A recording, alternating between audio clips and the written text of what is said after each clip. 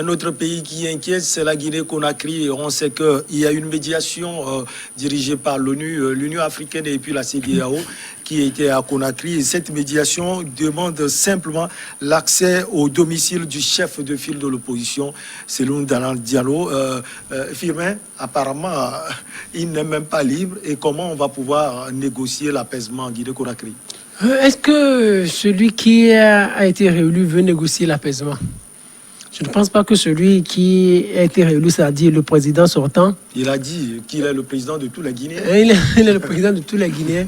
Est-ce que vous pensez qu'il soit dans cette dynamique de renégocier? Lui, il fonce, hein, il a prouvé, on l'a dit ici, il voulait foncer, il a foncé. Aujourd'hui, il demeure le président de la République de Guinée. Je pense qu'il se prend un peu mal parce qu'au Togo, on a dépassé ça. C'est-à-dire ceux-là qui viennent au pouvoir, qui étaient de très bons démocrates, qui viennent au pouvoir. J'ai l'impression qu'il y a beaucoup de choses qui leur échappent, qui viennent un peu s'inspirer du Togo parce que nous, on est sortis de ce archaïsme, en fait. On n'est plus ça, non, on est à l'ère moderne. Le Togo ici est à l'ère moderne. Au Togo, on ne peut pas bloquer le domicile de X ou de Y, l'empêcher de sortir, surtout dans la fièvre électorale. C'est fini. Donc, on voit un peu l'histoire de Jean-Pierre Favre en 2010. Il a été battu. En 2015, il a été battu. Mais son domicile n'a jamais été inquiété. Si on peut le dire, son domicile n'a jamais été inquiété. Peut-être qu'on n'a pas peur de lui. Oui, on n'a pas peur de lui. Donc, c'est-à-dire... parce qu'il est devenu bon élève. Oui, peut-être bon élève. Un bon composant. Oui, bien sûr. C'est ce qu'en réalité, c'est ce que les chefs de file de l'opposition sont devenus en Afrique. Dans le pays où cela a été inventé, comme en Grande-Bretagne, ce n'est pas ça en fait. Ce sont les chefs de file de l'opposition sont en quelque sorte des gens qui réfléchissent bien, qui proposent des choses et qui sont de véritables opposants. Ici, en Afrique, ces véritables opposants, Francisco l'a dit, ça n'existe pas encore. Maintenant, ici, on te dit, on n'a pas besoin de toi, on n'a pas peur de toi parce qu'on se dit, tu n'as rien, parce qu'on est assis. Là-bas, ce qu'il fait, ce que le grand-père de 82 ans est en train de faire là, c'est comme, il a peur de Cellou Dalein Diallo. Qu'est-ce que Cellou Dalein Diallo peut lui faire aujourd'hui? Si lui, il a les armes, Alpha Condé, lui, réélu, il a les armes, il contrôle toutes les institutions du pays, il fait sortir des militaires, des soldats, des policiers, on tire sur des gens meurent, des gens sont blessés. Bon, personne ne lui dit quoi que ce soit, la CEDEAO ne lui dit pas grande chose. Lui, il a peur de quoi? Cellou Dalein Diallo n'est qu'un individu. Il a peur de rendre compte vis-à-vis de l'histoire. La CPI aussi a averti les acteurs de la crise guinéenne de Conakry. Non, sur ce point, je ne suis pas trop d'accord parce que j'ai compris finalement que la CPI n'a pas été mise en place pour juger tous les chefs d'État. La CPI a été mise en place par les Occidentaux pour punir les mauvais élèves des Occidentaux. C'est tout. Quand on voit un peu l'histoire, Gbagbo, c'est parce qu'il s'est montré un peu têtu vis-à-vis de la France. Quand on voyait les Châtelot, c'est parce qu'ils se sont montrés un peu plus têtus au soir de leur vie politique. Ils n'ont plus été trop tendres avec les Occidentaux. C'est pour cela qu'on vous punit, on vous envoie à la CPI. Donc aujourd'hui, si Alpha Condé, il est toujours en odeur de sainteté avec les Occidentaux, je ne pense pas qu'on puisse penser un jour l'envoyer à la CPI. C'est pour ça qu'il commet ça, il n'a pas peur. Mais si c'était agir des intérêts beaucoup plus colossaux, peut-être il aurait peur. Aujourd'hui, il protège les intérêts de la France. La Guinée, ça appartient aux Français. Donc, ils s'en foutent. Ils peuvent tuer. Ça leur dit pratiquement rien. Il a peur de Cellou Dalein Diallo. Et moi, je trouve ça déplorable parce que Cellou Dalein Diallo n'est qu'un individu dans le système. Tout d'abord, les opposants eux-mêmes. Il y a des opposants qui ne veulent plus trop de Cellou Dalein Diallo parce qu'il les a trahis. Oui. Il les a trahis, c'est parce qu'il les a trahis. Au départ, tout s'était entendu qu'on n'irait pas à cette élection. Du jour au lendemain, il se lève, je vais aller à cette élection-là. Et aujourd'hui, il en fait les frais. Francisco, comment on peut réussir cette négociation? On peut aller vers l'apaisement quand Cellou Dalein Diallo, qui est un des acteurs clés de la crise en Guinée-Conakry, est aussi embasillé, si on peut le dire. C'est déplorable ce qui est en train d'arriver en Guinée, qu'on pouvait éviter. Mais Firmin dit des choses que parfois je me demande. Allez-y, dites. Lorsqu'il dit qu'au Togo, on a dépassé ce stade où on séquestre les hommes politiques, tout dernièrement, ça s'est passé avec Agbeyomi Kodjo. Il était candidat à la présidence, d'accord?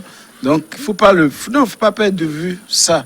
Jean-Pierre Fabre, c'est comme vous l'avez dit, il constitue plus une menace. Sinon, il est devenu, pour moi, depuis longtemps, Jean-Pierre Fabre est devenu un allié. Sinon, bientôt, avec Unir, ils vont se marier, comme l'UFC l'a fait avec le RPT.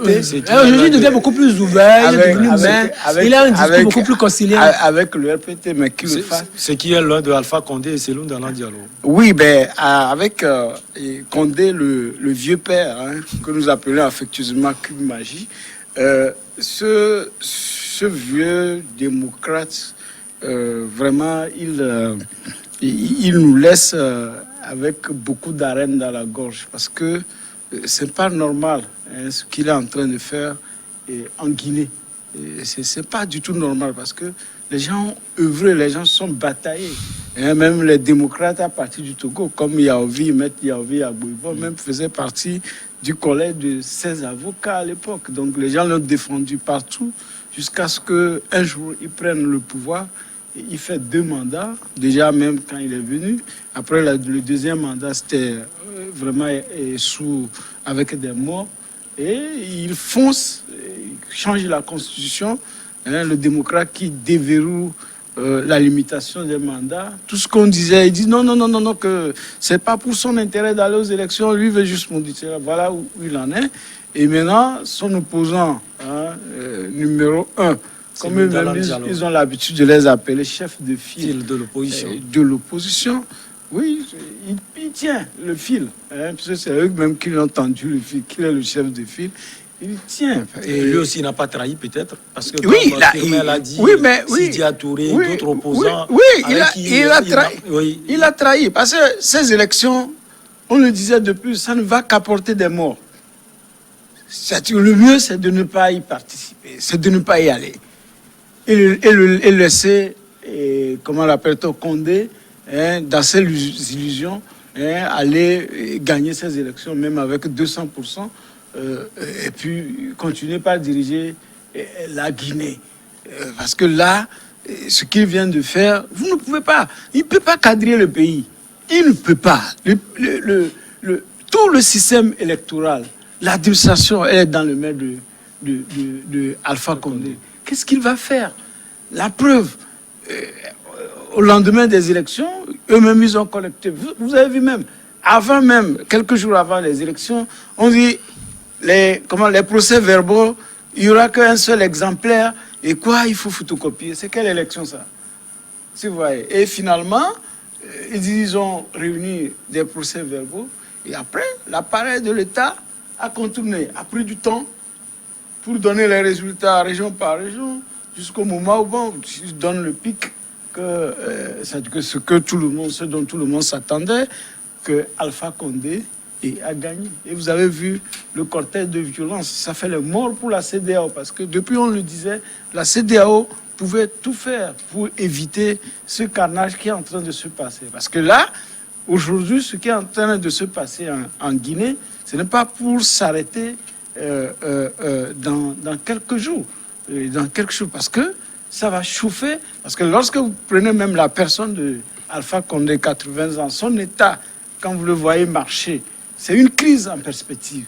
Donc, non, c'est pas que on souhaite quoi de mauvais pour quelqu'un, parce que à n'importe quel âge, tout le monde peut subir n'importe quel sort. Mais lorsque vous voyez la presse par rapport aux charges, il a dit, aux charges de l'État, aux charges de l'État, et on le voit dans ces situations. Je ne sais pas s'il a pu bien terminer sa campagne, et il faut qu'il se remette et qu'il affronte aujourd'hui un troisième mandat qui est un mandat de trop. Oui. Donc c'est aussi une dure épreuve devant lui. Firmin, moi mon inquiétude, voilà, l'ONU veut négocier, la CEDEAO, l'Union africaine, mais la personne avec qui il faut négocier, voilà, la personne, comme je l'ai déjà dit, un Bassier, Et surtout, une question, est-ce que c'est après il faut régler ces genres de problèmes ou avant? Non, je pense que la CEDEAO et les Nations Unies sont dans leur rôle et dans leur dynamique. Première chose, quand la CEDEAO et les Nations Unies viennent dans un pays, ils veulent voir la constitution de ce pays. Et après, ils disent, eux, ils n'ont rien à voir avec la vie politique intérieure du pays. Si les tests qui régissent le pays sont en harmonie ou concordent avec les réalités, donc il n'y a pas de problème, il n'y a rien à reprocher au chef d'État ou à celui qui est au pouvoir. Même si le pays s'embrase, on dit, on respecte les tests et c'est fini. Donc sur ce point, ça, c'est dans le protocole de la CEDEAO et des Nations Unies. Sur ce point, je n'ai rien à leur reprocher. Et c'est pour cela que je dis que c'est le droit, en réalité, qui tue beaucoup plus. Parce que les gens ont dit, non, on vivait peut-être dans un état sauvage, dans une situation sauvage. Il faut réglementer la société avec le droit. Mais je m'aperçois au jour le jour que, au lieu que le droit nous aide, le droit crée beaucoup d'autres problèmes plus grave. C'est pas le droit, c'est les hommes de droit, les trafiquants de droit, du droit. Oui. C'est les trafiquants. Il faut c'est ça. Aujourd'hui, comment il faut convaincre Alpha Condé? Non, non, la deuxième chose que je voulais dire, c'est-à-dire, la CEDEAO et les Nations Unies sont impuissantes dans les crises préélectorales. Parce qu'ils se disent, ils s'accrochent, les institutions, bien sûr, elles s'accrochent au texte. Maintenant, elles sont impuissantes. Et après, elles reviennent et elles disent, oh, maintenant, on peut trouver des solutions. Oh, peut-être c'est assez tard. C'est assez tard. Et c'est assez tard. C'est ce qui se passe encore en Guinée. C'est assez tard. Il y a des gens qui sont morts. Il y a des gens qui sont en prison. Il y a des gens qui sont blessés. Aujourd'hui, il va falloir, elles disent, il faut stopper l'hémorragie. Oui, il faut stopper l'hémorragie. Elles vont appeler à un dialogue. Elles vont aller rencontrer celui dans les dialogues, vous négocier avec, vous négocier quoi? Partage de pouvoir? Non, partage de pouvoir, je ne pense pas que celui qui est au pouvoir puisse l'accepter. Parce que partage de pouvoir, c'est trop. On n'a pas fait d'élection législative.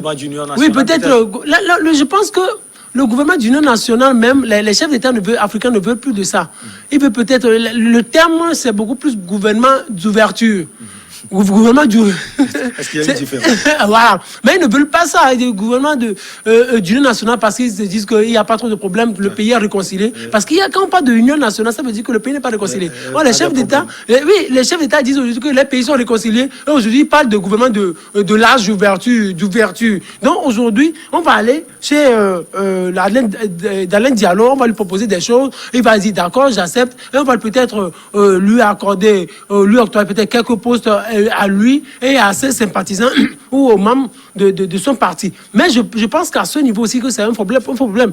C'est lui dans les dialogues en train de nous tromper. Qu'est-ce qu'il a eu à dire avec Alpha Condé avant de se présenter? Avant de se présenter. Je pense qu'il y a eu un accord entre les deux. Il y a eu un accord parce qu'il ne pouvait pas se départir de son lot d'amis opposants. Parce que c'est un collectif qui marchait contre le mandat de plus comme, de Alpha Condé. Oui, Fonds national pour la défense de la Constitution à l'époque, FNDC, ils étaient tous ensemble et ça marchait bien. Et du jour au lendemain, lui s'est départi du groupe et dit, moi je me positionne. C'est parce qu'il y avait quelque chose entre les deux, chef de file de l'opposition et le président sortant d'alors. Donc je pense que ceux-là, ils ont déjà eu à discuter.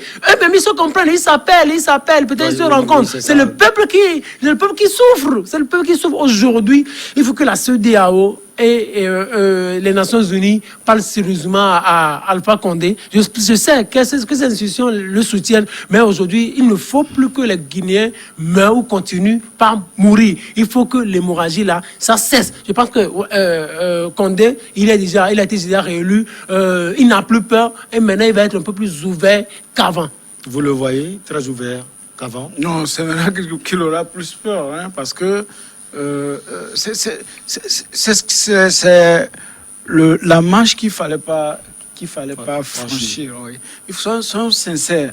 Condé n'a pas besoin de ce troisième mandat. La Guinée a eu des présidents. Avant que Condé ne vienne au pouvoir, il a fallu un coup d'État. C'était Dadis Camara qui avait été chirurgicalement buté par son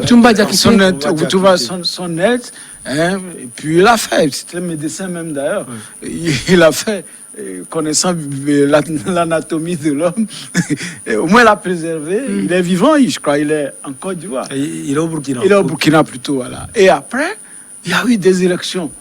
Il est venu, donc on peut dire que Condé a été le premier président démocratiquement élu, n'est-ce pas, de la Guinée. Il vient, il fait bien son premier mandat, il force, il a eu son deuxième mandat.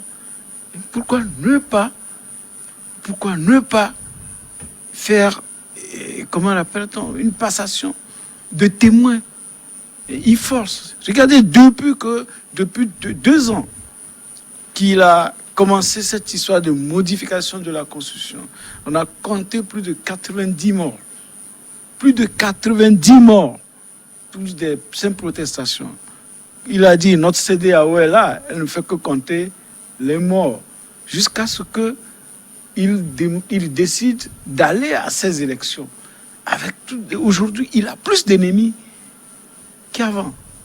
Il a plus d'ennemis qu'avant. Même quelques jours avant le scrutin, il y a eu une mutinerie dans un camp où eux-mêmes ils ont dit que non, que cela ne concerne pas la politique, que cela est dû à un partage de butin de la mission des Nations Unies. C'est un début de ce qui peut éventuellement se passer. Attendez, il s'est lancé dans une situation totalement instable. Instable. D'abord, il a son opposition en face. Le peuple guinéen ne va pas le laisser dormir. Ça, il doit le savoir. Et ils vont en tuer. Les Guinéens sont plus têtus qu'ailleurs. Maintenant, dans sa propre classe politique, il faut qu'il forme un gouvernement. Hein? C'est pas facile. Il y a ceux qui ont ardemment servi et ceux qui sont là. Ok. Et maintenant, au sein de l'armée, il faut repositionner les pions. Ouais. C'est pas un jeu facile. Et je dis que c'est maintenant qu'il va, faire un premier, comme ils le disent, un premier mandat. C'est son véritable premier mandat. Donc, Condé a vraiment échoué.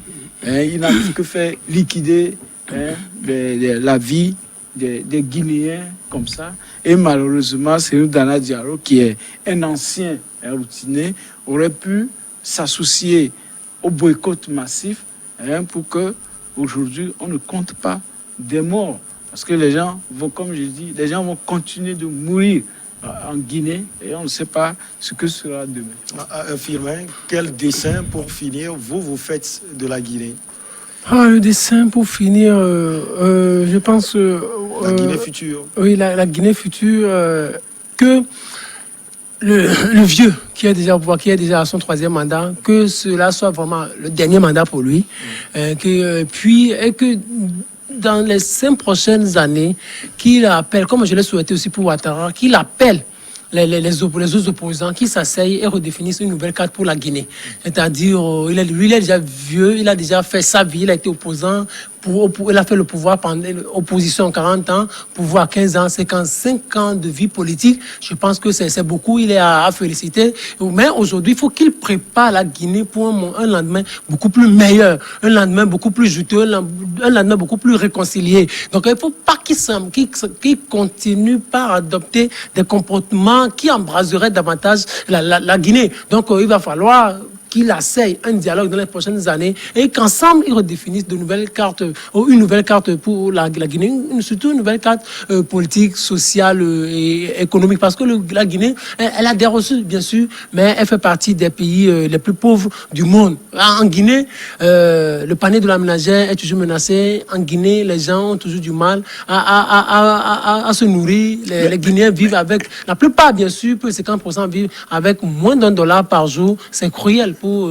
ce 21e siècle. Alpha Condé, il a fait pour la Guinée ce qu'il pouvait faire, mais aujourd'hui, il faut qu'il pense à sa retraite. Et il y a une chose que je voulais ajouter, quand Francisco n'a beaucoup parlé de l'armée, je pense que l'armée aujourd'hui ne peut que le soutenir, dans la mesure où il y a cette histoire du 28 septembre 2009, où une partie de l'armée avait tiré sur la population. À l'époque, c'était au temps de Dadis Camara. Donc, Condé qui est là, il n'a jamais fait sortir ce dossier. Il a toujours protégé l'armée dans cette situation. Donc, il serait très difficile à l'armée d'aller à son encontre ou de ne pas le protéger non plus. Donc, pour le moment, l'armée est avec lui. Et du moment où l'armée est avec lui, il y aura peut-être une certaine stabilité, mais que la stabilité ne sert pas qu'à le protéger, mais que la stabilité soit utile pour tous les Guinéens. Une paix durable pour les Guinéens, c'est ce que nous souhaitons et c'est ce que nous pouvons dessiner aussi. On marque la pause. Ce que Firmel dit à la fin, ce qu'il dit à la fin, c'est du cynisme. Vous n'allez pas faire tout ça, briser les gens à vie et puis appeler parce que vous êtes satisfait, appeler à une réconciliation. C'est du cynisme et ça ne doit pas se passer comme ça. Ah oui, on va marquer la pause et on revient pour la suite.